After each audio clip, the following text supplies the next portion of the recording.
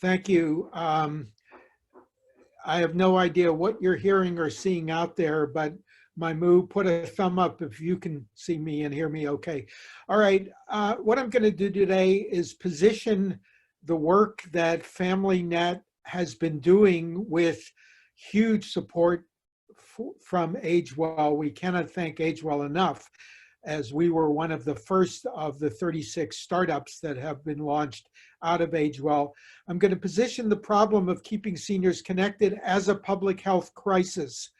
I'm then going to talk about that problem, talk about the design research that we've done over close to 11 years, which have resulted in the FamliNet app, which we're actually going to demonstrate to you today live, which is sort of the equivalent of 20 years ago when the Twin Towers still existed, walking across from one Twin Tower to the other and back. We're then going to talk about the experience of Steph's father, Richard Radcliffe. There's a typo in that slide, age 94. And we'll talk a little bit about future developments. And as I say, we're going to give you a live demo. Wikipedia defines a public health crisis as an adverse situation having significant impacts on community, health, loss of life, and the economy. And if you look at some of the things that that article in Wikipedia cites as public health crises, you see an E. coli outbreak, a breast implant fraud, the Zika virus, and the number of deaths there, all three together were under 100. Of course, there's now the coronavirus where the deaths are likely to be certainly going to be over 500,000 and maybe over 1 million worldwide. But if you think on a broader scale, you realize that the poor health of our environment is causing on the order of 13 million deaths a year, and social isolation. It's a little hard to measure the effects, but there's some solid estimates that say that over 100,000 people a year are dying because of social isolation. So let's look a little bit at the situation of seniors. The good news is we're living much longer. By 2100, 28% of the world's population will be over 60. And what's interesting is that the rate in which we're getting older, we're becoming part of the oldest old, in other words, over the age of 80, is going up dramatically. So between 2015 and 2050, that number is estimated to close to triple. And of course, there are great benefits for living longer. Another typo in the slide, pardon me, this would say bad news. Alzheimer's disease, Parkinson's, blindness, deafness, poor mobility, dementia itself is slated to grow from 36 million currently to over 250 million in 2030. Lots of sensory, motor, cognitive challenges. But what we're interested today is in social isolation, which causes loneliness, vulnerability, and depression. And the focus, one of the focuses of TAG Lab starting almost 11 years ago was technology to help prevent that. This project started in part due to a personal situation. You see there a picture of my late sister in a happier time in her life, and she spent the last 15 years struggling against MS. And in the last 2 years of her life, she was in a so-called rehab facility 2 hours away from her home. And basically her only visitor was her husband, who would drive down there once a week.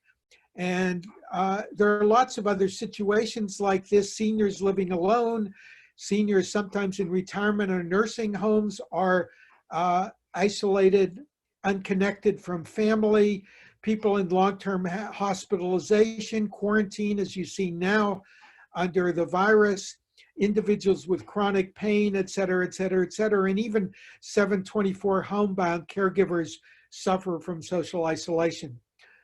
Here's some data from the AARP last year that basically says 24% of American adults over the age of 70 are lonely, 45% of women over the age of 75 live alone.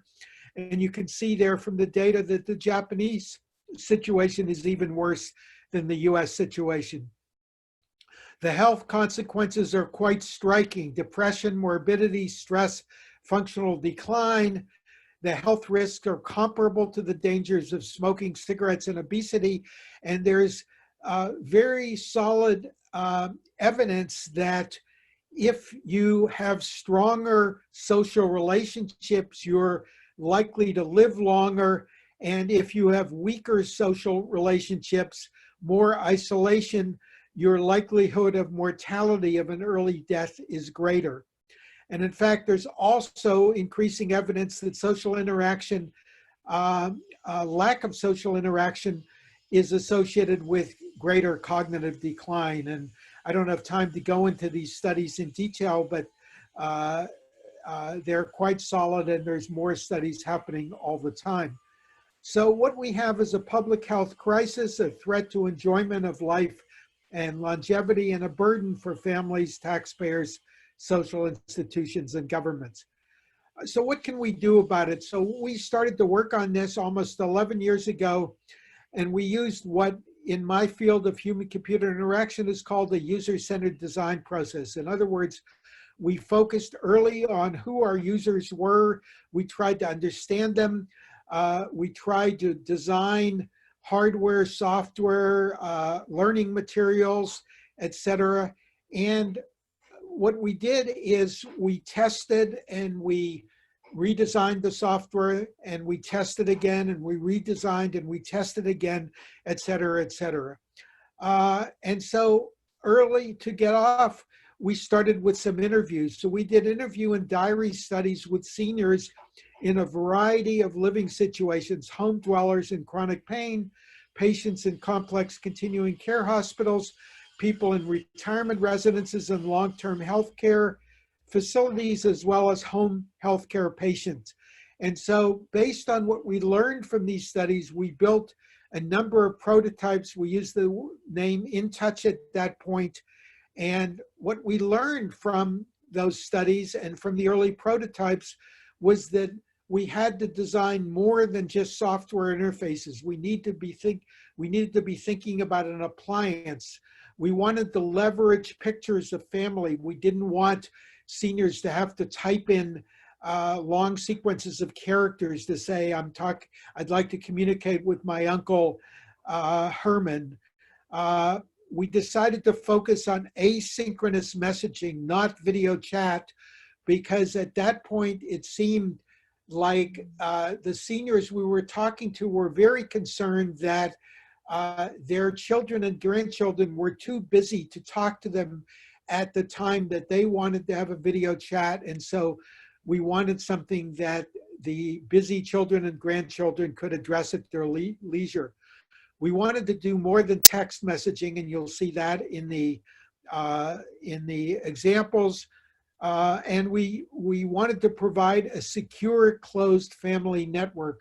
We heard over and over again that people were scared about the spam and the security issues and other things that they would encounter with things like Facebook. So this is a video that describes what we built. Have I got a thing for you? There's a lot of people who are getting older, people like my mom, who are not comfortable with technology. Computers, not for me. I don't want it. No. It's just one more clutter. I can't do that. It just scares me, these things. I look at them and I'm just scared. I think I won't remember anything and I'll break it. It is really simple. It's one screen with 4 big buttons. You can wave and say hello. You can send a picture, a voicemail, or a video. Just push this. Done. What does that do? It says hello. It says hello to you? Yeah. Somewhere else? Yes. On my phone. So let's take a picture. Look, yes. Oh, we look good. Smile. Oh, that's good. Now we send. There's a camera and you take pictures, and then there's a sound, a microphone, and you can record a message. Hi, John, it's Mom. How are you doing in England? I miss you. I wish you'd come and visit more often. And then send it. And he'll get that in English. Yeah. So what is that? Movie. Anna, this is never going to work. Anna, this is never going to work. Well, when she first brought it over, I just said, I can't do this. This isn't for me. And then, you know, I decided I would do it. It's much easier for me now because I know she's not all by herself and lonely at home. Hi, ancestor. I love you. I miss you. Hope to see you soon. Hi, Anna, it's Mom. You know, I never thought I could use this thing he sent me, but it's wonderful. Hi, Anna, it's Mom. You know, I never thought I could use this thing he sent me, but it's wonderful. I'm talking to everybody in the family. I can see their pictures. It's great. Yeah, I never thought I could do technology. And look at me. Here I am above you. I'm doing technology. Okay, so based on that, and by the way, my apologies for the rather bizarre field of flowers behind me. I'm actually hiding out in the country to keep away from the virus. And the only place that I got decent wireless reception was actually in the bedroom. So apologies. Anyway, so being good age-well researchers, we studied what we built, and we did 5 studies. You can see on this slide, long-term care, retirement homes, normal cognition, some experiencing cognitive decline, home care, et cetera, et cetera. Again, being good age-well researchers, we published papers. And what we learned from these studies was typically the seniors experienced higher social connectedness. There was a positive impact because of greater communication with family and on their sense of well-being, self-efficacy, and comfort with technology. Most wanted to continue use after study. We didn't have the money to support that, but 6 months ago, we got a frantic email from one of our participants who had been using the software for 3 years more. And then because Apple updated its operating system, they had problems. We didn't even know that she was continuing to use it. We also learned that there were things we needed to do better. We needed to support multiple platforms, not just the iPad as we did in that with that technology. We needed a better user experience. We needed to start to deal with physical barriers like poor vision, poor hearing, and hand tremors. And we needed to think about how to support our senior users. The takeaways then from this 6 years of work was that social isolation kills seniors, that we had the ability to build something that seniors can use, which had been validated through a series of field studies over a number of years. And so now we're releasing FamliNet.app, the 4th version of In Touch, which has been developed, it should say 2016 to 2020. And FamliNet.app is a secure private family network. It works on just about anything except iPhones. Don't get me started about Apple. It's got the family made salient through large photos. It gives text, voice, music, photos, videos, and web pages can be sent. It's somewhat accessible to seniors with vision, hearing, and hand tremor challenges. It supports multilingual conversations because it does transcription and translation. We have a capability for group memory building and support. We provide online services such as news and games. There's built-in video training, and we're going to have video chat sometime this summer. So let's now introduce Richard Radcliffe and his daughter Steph, and hopefully this video will play. I have to go out of PowerPoint to the internet.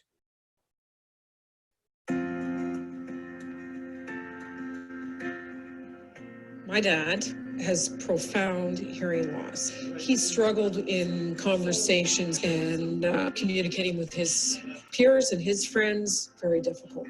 The FamliNet program has changed my father's life tremendously. It has made his life more colorful, more vibrant, more exciting, more fun.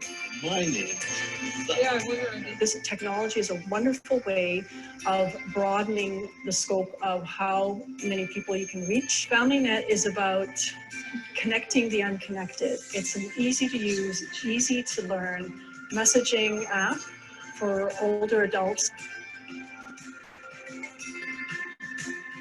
So FamliNet has text-to-speech and speech-to-text, which is great for individuals who have sight impairments or hearing impairments.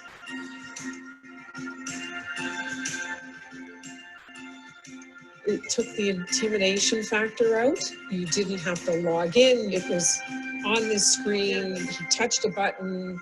He understood that. He could do a video message if he was struggling with typing, or he could do an audio message. There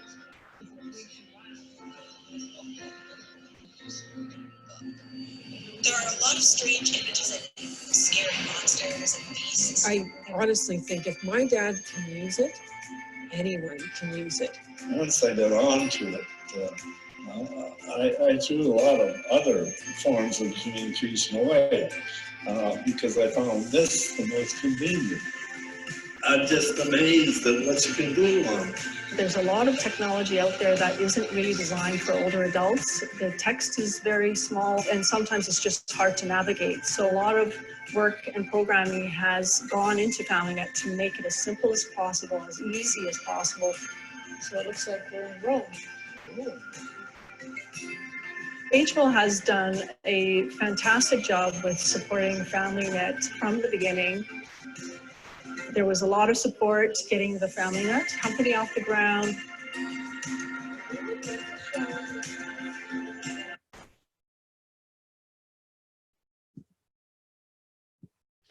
Okay, I'm now going to try to go back into the PowerPoint. Okay, I'm back in the PowerPoint, I believe. Okay, so I'd now like to bring Steph Gagne into the conversation. And Steph, I've got 4 questions which the attendees can see on the slides, and I'd like you to respond to each with your dad's and your family's experience. So my first question is, what were your dad's interactions with family like before he moved into Sunnybrook Veterans Hospital 4 years ago?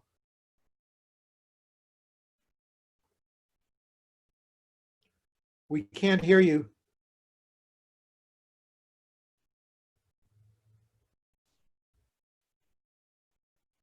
It looks like Steph is still muted. Unmute. Can you hear me? Yeah, now we can hear you.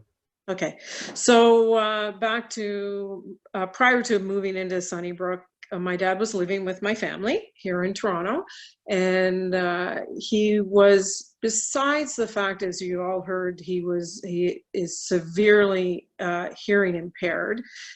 He was also very technically challenged. So because of his hearing impairment, we had all been trying to get him onto computers, to the internet, to do anything to communicate. The telephone didn't work for him anymore. He just couldn't converse with people, and it was very frustrating. It was making him feel isolated and alone, and you know, 2 laptops later given away, he said, I can't do this, it's ridiculous. My kids tried, I tried, everybody tried, and he just, no interest. And so he was, you know, he was going into himself, and he was becoming a shadow of himself. And you could feel he felt alone and he felt isolated. And I saw my dad fading away. Okay, and then my understanding is there was a health event that caused you all to agree that he should move into Sunnybrook Veterans Hospital. And what were things like for the first year or so after you moved into the hospital before you started working with the FamliNet software? So when he did have a fall, he broke his hip, and we realized that staying in our home was no longer viable because stairs and everything. So we started looking around at options. He's a veteran. People kept saying Sunnybrook. We took a tour. We said, it looks great, whatever. we were all, you know, as everybody is, when it comes time to put your family member into a home, you do it with great trepidation and fear and anxiety. And at Sunnybrook, they couldn't have been more helpful, more welcoming, whatever. But for communication, I mean, he lived in my home. I could see my dad and talk to my dad every single day. And I knew that the phone was going to be a problem. So first thing I did was get a phone line installed for him, but he's got to pick that up. He's got to hear it. He's got to be sitting there. He's got to be whatever. So what did I do? I went to visit him pretty much every single day, just to make sure he was okay. So it was, you know, it was challenging. There were challenges getting him settled in and getting us settled in.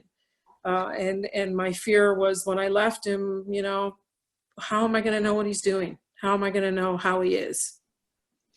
Okay, and then I think maybe about 3 years ago or so, he started to use our technology. What changed then, and what's it been like since then? Well, fortunately, quite early into his stay at Sunnybrook, he was approached to participate in this program. And it was with an iPad, and I'm like, well, okay, whatever. So he said, you know, I want to try it. And fortunately, the people that he worked with, that was in touch at the time, and were very supportive and very patient and very giving. And before you know it, because the program is so simple to use, that my dad, who couldn't play solitaire, couldn't do anything on a computer, all of a sudden, he's sending email or text to people. He's asking for pictures. They're sending pictures. He's communicating with my nieces and nephew, all his grandchildren. Of course, we're a typical Canadian family. We're spread out all over the place. We're in Nova Scotia. We're in Manitoba. We're everywhere. And before that, the kids hardly ever, his grandkids hardly ever spoke to him, you know, maybe at Christmas, maybe his birthday, but communication was limited. Now he starts, you know, he's conversing with them. My niece, who goes to Ireland, is in a pub in Ireland, and she's able to send him a video of her drinking a Guinness, because that's what he told her she had to do. And in return, he was able to sing Danny Boy in a video to her. Incredible things that he's done, and kept in touch with friends and family. And it's just, he's gained like 10 years. My dad's 10 years younger. And when you ask about the isolation and how it wears away on them, I could see it. And now I see him, and he's a mover and a shaker. He's got, you know, over 50 contacts of people he communicates with every single day. He calls the program his magic machine, you know, so huge difference. And my last question, Steph, is now take us to the last 2.5 months since Sunnybrook has basically had to lock itself down with the virus. Mm-hmm. What are things like for him and other people at Sunnybrook now that we're in the virus phase? Well, obviously we can't go in, we can't see them. The families are not allowed in, whatever, just like everybody else. But because of this FamliNet program that he's involved in, and so, quite a few of the other seniors, residents are, we're able to communicate. I'm chatting with him every single day, all day long, where he hooks rugs. He sends me pictures of his progress of his rug hooking. Last week, he had just an incredible thing happen with my son's girlfriend, who our family home is in Nova Scotia. And the highlight of my dad's year is to go home for 2 weeks. And this year, that isn't going to happen. And we're trying not to focus on that. But my son's girlfriend, who lives close by to our family home, went down to the beach, and she videotaped walking along the beach. And it was a beautiful day, and the water is clear and crystal clear and beautiful, and it isn't always, but this day it was. And she sent it to my dad through FamliNet. And I can't tell you what that meant to him. I'm going to cry because it was just incredible. It just made him feel like he was at home. It made him happy. It made him feel comfortable. It was incredible. And he doesn't feel like he's stranded and he's alone. And I think that's the biggest thing of all is he doesn't feel his life has changed through this isolation. We're all making a better, bigger effort to communicate. And with time changes, the program is great because people can send messages and you don't have to be in front of the machine. You don't have to be in front. You pick it up later. So it opens up the clock. The clock is open 24/7, which is incredible. Well, that's wonderful, Steph.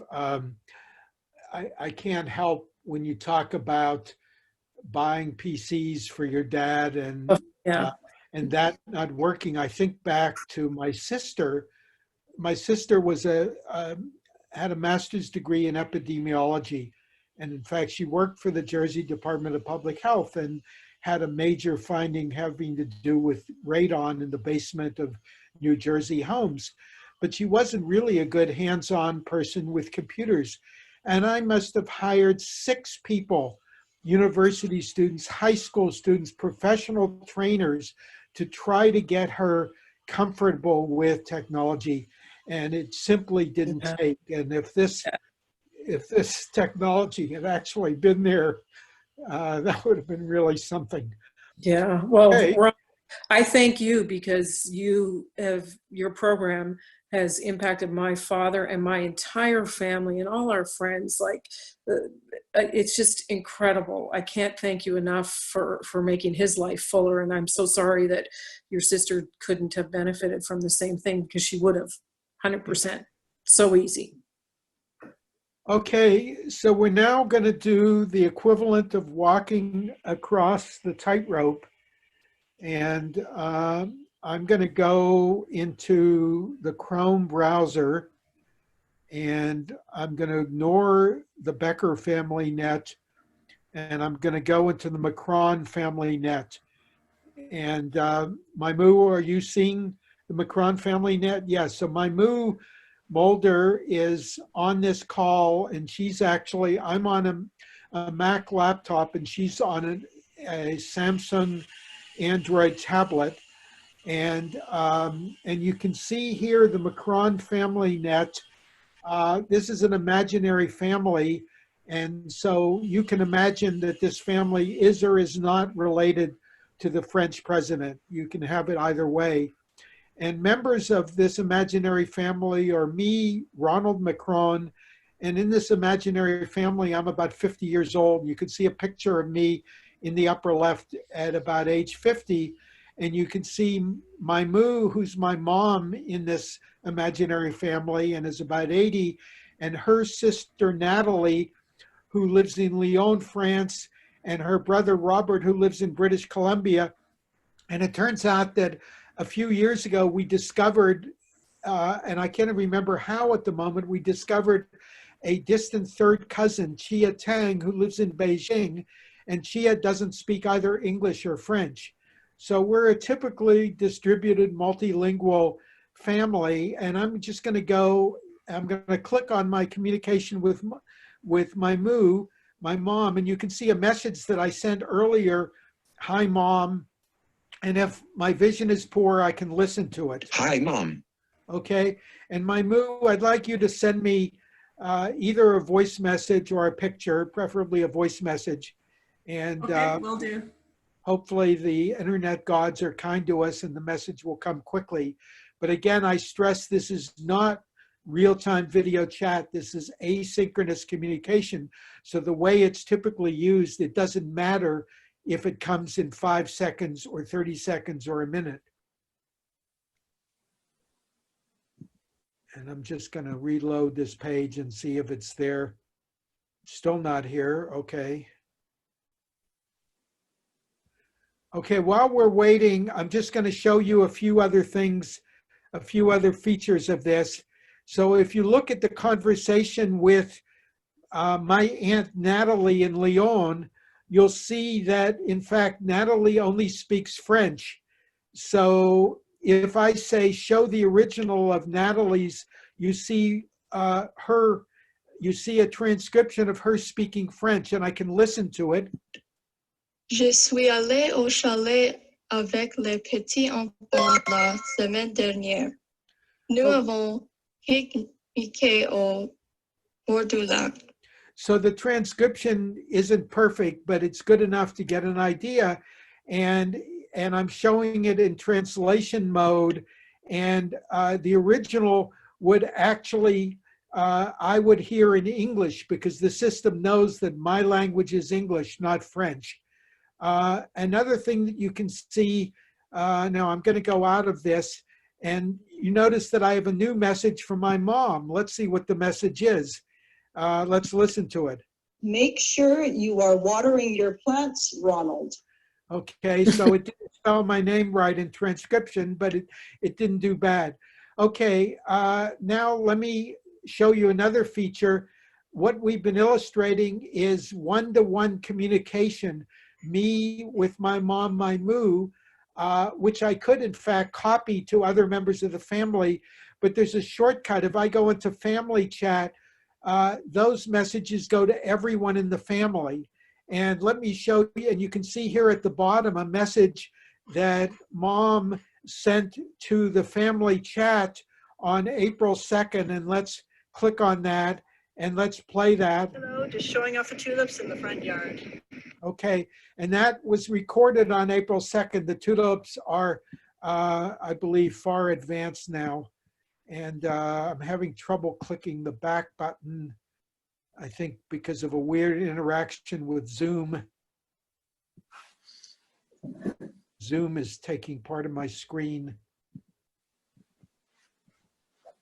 Okay, oh no, I went out of the demo.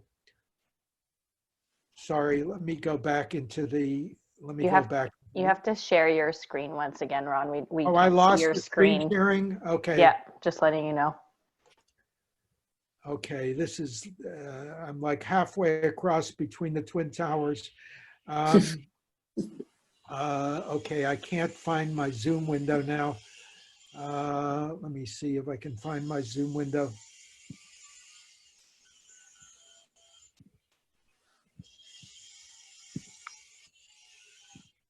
That's not my Zoom window.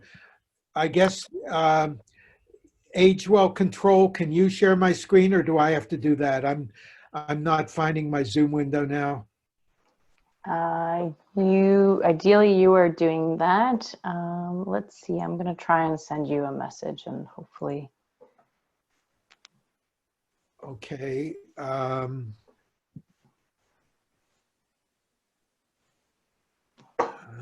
I'm not, I've lost my Zoom window, so I can't. Okay, well, I better stop. I think Taja will share it, so she's on it. So we'll just get back to. She can hear it. Please tell me. You should be able to see it now. And oh. Okay. Can you see my family chat? So we can't share. All we can do is share the slide deck. We can't share your screen. All right, we so can. I'm going to have to tell you what I would have shown you had I not exited from Zoom. What I would have shown you was, first of all, that the family, any one of the chats can include a link, and the link could be to a YouTube video. So if, for example, Maimu or Natalie or Robert or I have a favorite piece of music, a younger member of the family or any of us can send a link to a YouTube video of that. You would have also seen me going into games where there are a variety of games I could play, and news where there are about 30 different newspapers from around the world. And if your favorite newspaper isn't there, it's easy to add. And the last thing you would have seen is Family Memories, which allows everybody to see all the photos and videos. And since those photos and videos can have captions, we believe, and we have money from the Legion, from the Canadian Legion, to explore this systematically with Sunnybrook veterans. we believe this will be valuable for people with dementia. That work would have already started except because of the virus. So I'm going to now, let me see. So that's, I'm going to skip over, I'll skip over those slides that just show the things I just said. So in summary then, where are we at? We have just announced, or we're about to announce, what we call the Easy Connect solution, which is a response to the pandemic and the lockdown and lockup of seniors. This will be an appliance, quote unquote, shipped with a Samsung tablet and a data plan from one of the top 3 Canadian telcos, which means that there's no need for Wi-Fi. So this will be set up by the family member with our help and then shipped to the senior, and all that needs to be done is they have to open the box, plug it in, and they can start communicating with their family. And this will be launched at the end of June. Thank you, and I'll now take. Perfect. Yes. So we have your slides up now, and so folks got to see that last slide. Great. Thank you, Ron and Maimu and Stephanie for that amazing story of your dad's experience and yours and your family and using this fantastic technology. As you can imagine, we have lots of interest and questions about FamliNet coming in. So we're gonna get right to them. Taja, if you can go to the next slide. I also just wanna let people know about our next webinar, which is on serious games, how digital games can help older adults combat social isolation. So it's on July 8th at 1. So we'll send a link to that in the chat so you can register. So there's a bunch of questions in the chat and in the Q&A asking, when is this going to be available? How can I get this? Is it free? Does it cost any money? Is it going to be available outside of Canada? Okay, good question. So our planned launch is the last week of June or the second week of July, because Canada Day is directly in the middle of the first week, and it's not the best time to launch. At that point, it will be available in this appliance form in Canada, where you can go to the website of your favorite telco and basically either buy the tablet outright or pay for it in a 24-month plan, and then it will be sent to you, the customer. The customer is assumed to be typically a son or granddaughter of the senior in question. With our help, you will configure it. You will set up the FamliNet on it for your mom, for your granddad, whatever. You will be instructed to basically hide everything on the tablet that's not relevant to this one task. I myself bought one of these. Well, I actually bought 2 of these Samsung tablets, one from TELUS and one from Bell, and it comes assuming that you are a techie and you want to play with 40 different apps. Well, our users are not techies, and the purpose of this is to be like an appliance. It does one thing and it does it well. The software is available, will be available for use in the States, but we don't have the ability to support it with hardware right now in the States. The cost, if you sign up anytime this year, the cost is free forever to within a certain degree of usage. We don't guarantee at the moment that if you start with a FamliNet of 4 or 5 people and you want to grow it to 50 people or 100 people, that it'll be free forever. We're still working on the details of that. But insofar as you want to use it for a small nuclear family, 3 people, 6 people, a dozen people, it will be free as long as the company exists, which we hope will be forever. Great. Other questions? So a question for Stephanie: what kind of orientation or training did your dad, Richard, require, and how was it provided? That's from Ian.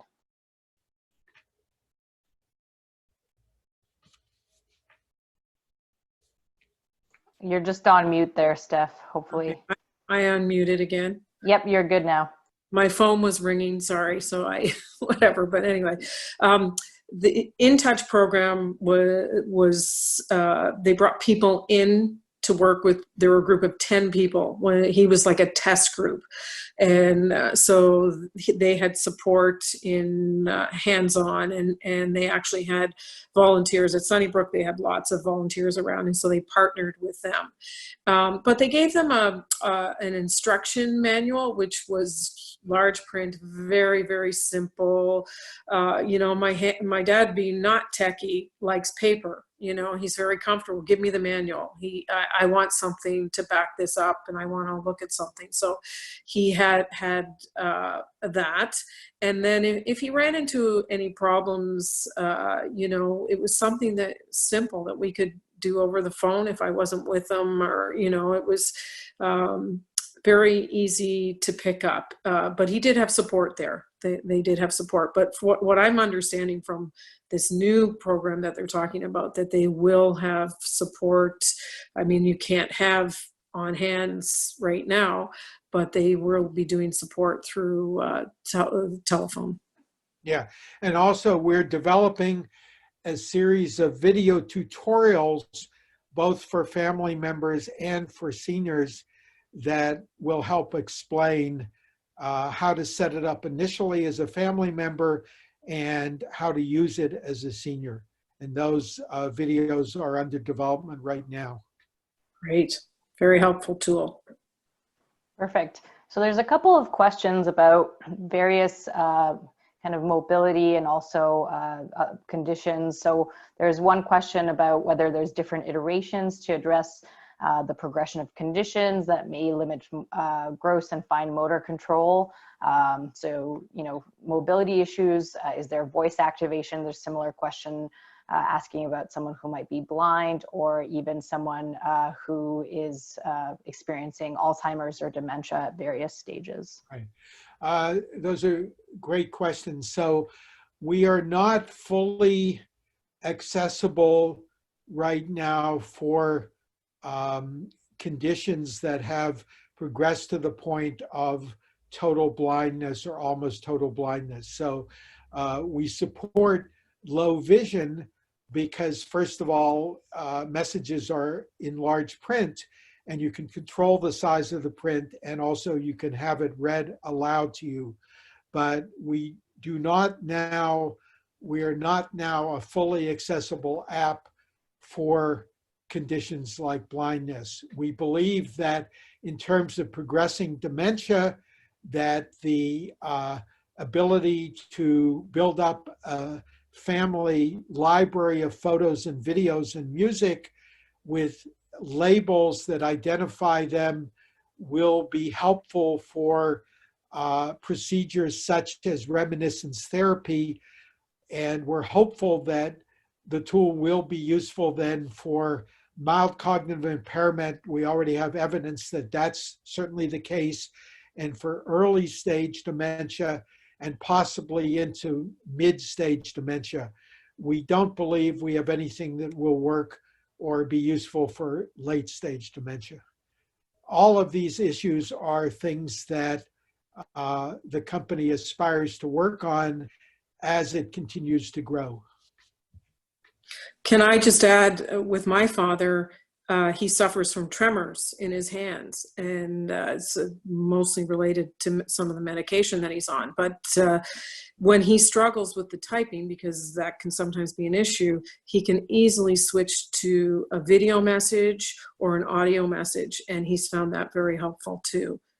And also he's worked with, there is someone, and Maimu could address this too, who is not legally blind, but she's her vision is not great, to say the least. And she's been using this program for probably 3 years, so with success. So. Perfect. Thank you for those great answers. So we have another question asking, have any of the long-term care or retirement chains reached out to you to roll out or implement FamliNet with their residents to support social connections during COVID-19? We are in touch with a number of senior retirement residences, long-term care facilities, and home health care agencies. But the best, if you have questions about a specific one, is if you write me, and I should have put my email on the slide. My easiest email to remember is Ron, R-O-N, at taglab, taglab.ca. And if you write me with specific questions of that kind, we'll see if we can be helpful. Perfect. I put that in the chat as well for folks. So we've got lots of questions coming in still and plenty of time, so we're going to keep going here. Would it be possible, this is kind of related, would it be possible for a senior center to be part of the family circle on the app, enable a center to share an activity such as exchanging poems or something like that? Yes, we've been working, besides Sunnybrook Veterans Hospital, we've been working for close to 4 years with the Riviera Donway seniors residence. And in those cases, we did slight adaptations to the software to allow, for example, people to get notifications about activities at the Donway residence. And it would be possible, it's also possible for members of the care staff to be part of an individual senior's FamliNet. So I think that answers your question. Maimu, I don't know whether you want to add anything else, because you've been on the front line of work both at the Sunnybrook Veterans Hospital and at Riviera Donway. I would just like to add that I've worked with a number of older adults, and what's impressed me the most is that oftentimes a person may be resistant to trying technology and they've never tried it before, but if they allow themselves the opportunity to just try, get their feet wet with it, oftentimes they will say eventually things like, oh, I'm doing what my grandkids are doing, that they're surprised to hear that they can read books online from the public library. They can read their newspaper from back home if they're originally from a different country, and it just goes from there. They want to know where the games are and things like that. So it tends to be a progression of interest in getting the world opened up to them. And at the moment, we support 6 different languages, but we're planning to add another 10 or 20 languages in the next 6 months, starting with those languages that are most relevant to the amazingly diverse population in Metro Toronto. Perfect, and that answers one of the questions that's about languages, so that's great, thank you. There's a couple of questions about hardware. Which hardware is preferable? Is Samsung or iPad? How does a senior, basically, I know you've mentioned the US piece, so do you think the hardware needed in the US will be available soon? So a couple of hardware questions. Well, the hardware is available in the US. What we haven't been able to do is we haven't had the time to figure out what you would do if you were in Salt Lake City, Utah, or Minneapolis in order to get started. Whereas I personally have tested the user experience in ordering a tablet from both TELUS and Bell. I haven't had time to do it with Rogers. So it's not a problem with the hardware. We're quite solid on laptops and desktops. We're quite solid on all the Android devices we've been able to test. Samsung devices, tablets, phones. We limp at the moment on iPads. At the moment, we haven't had time yet to really change it from a limp to a walk to a gallop. But we have serious problems right now with iPhones. So we don't encourage anyone to use it on iPhone. It works mostly, but there's some bugs on the iPhone, and it's been difficult for us as a software vendor because Apple is very kind to you if you say to them, we're building an app just for iOS. But as soon as you let slip that you're building the app for a general world population where many people will use Android, all of a sudden they're not as friendly. And so it's been difficult for us, but we will ultimately work on iPhones as well, but not now. Great. But again, let me stress that just because many family members use their iPhones day and night for texting, for navigation, etc., if their parent or grandparent has a Samsung tablet with our software, our software doesn't need to work reliably on your iPhone because you can send your messages to your parent or grandparent from your desktop or laptop. Perfect. So some more questions.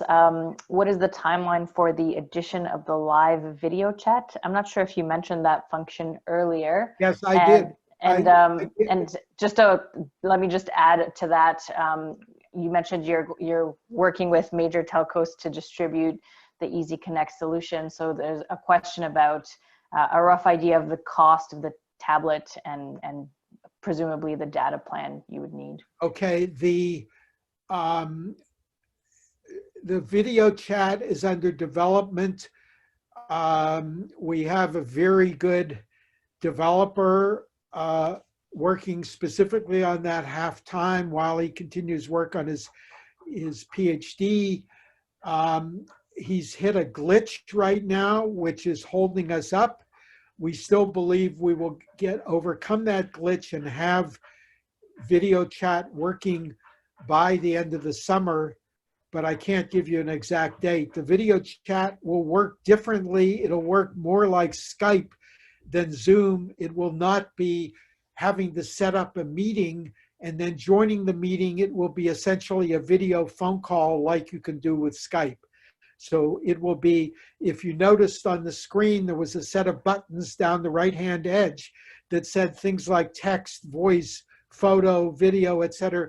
There will be one more button that will say video chat, and you click that and it'll make a video phone call to your family member.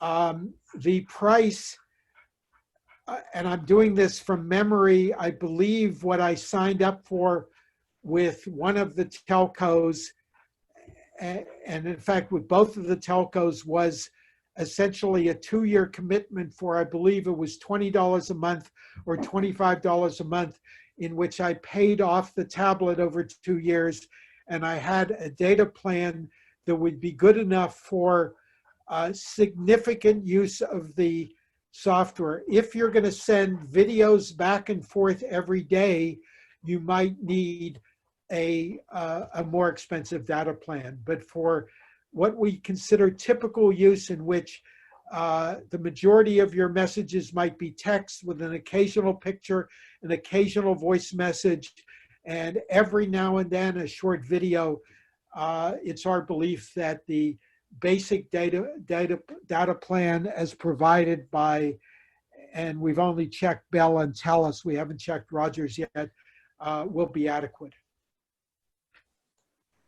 Great. There's another technical type question about Zoom. So this is Charlotte. She's saying, could the appliance enable an isolated senior to take part in a Zoom call like this? I coordinate a seniors podcast program that had to switch to Zoom after the shut-in, and 50% plus of the group don't have internet or skill to get on Zoom. Right.